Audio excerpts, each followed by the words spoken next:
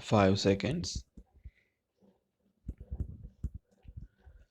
Mr. Chairman, sir, we are glad that we have a good budget this year. But I want to say a few words about taxation and industry. So far as taxation is concerned, I would like to point out that the government should first see whether a particular commodity has not been fully taxed. If they make out a case for fresh taxation, they may proceed with fresh taxation, but it is not the case now.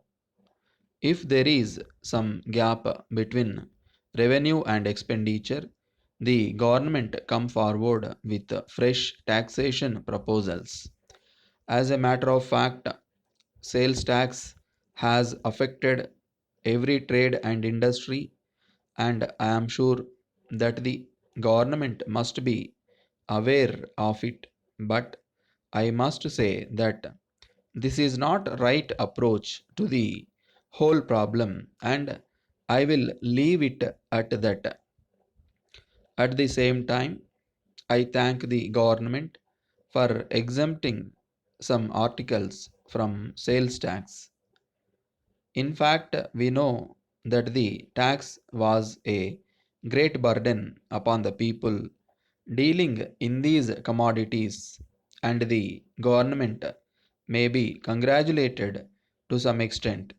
I cannot expect the finance minister to exempt some other commodities from sales tax here and now, but he has said that the government will consider whether there are any other commodities which require exemption with regard to betterment levy in respect of lands benefited by the government irrigation works. I think there can be no objection because it is a reasonable measure. After all, it must be remembered that the government have spent a large sum of money on irrigation, and on account of this the value of the lands has increased. So it is only fair that the people benefited by it should pay for it. There is no point in trying to oppose this tax. Now I come to the extra levy of sales tax on mill made cloth. I do not think that the government have made out a very good case as far as this taxation measure is concerned. There is no need for this additional sales tax. I am glad that great effort is being made by the government and particularly the chief minister to see that the handloom industry is encouraged. We are all for giving encouragement to this industry. If our government had insisted on the central government to reserve certain varieties of cloth to the handloom industry, I can understand it.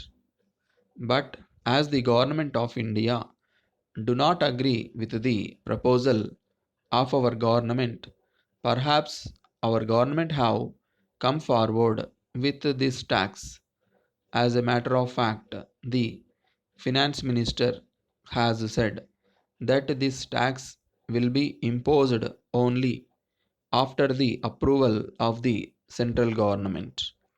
I wish that the central government will not give their approval and that this tax will not be imposed. The cloth trade is in a bad state of affairs because of low purchasing capacity of the people. So, It is not fair on the part of the government to impose this tax. Letter from Murugan and Company, Chennai to Messrs. Venu and Company, Udagamandalam. Dear sirs, with reference to our order of 3rd March for 10 bottles of bee honey, we shall be glad to know when we may expect delivery, as the goods are most urgently wanted. These goods were promised within a week.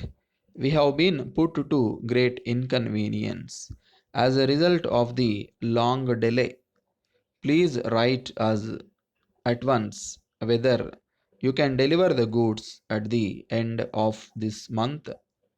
If not, we shall have to cancel the order, as we cannot wait any longer and may have to obtain the goods elsewhere.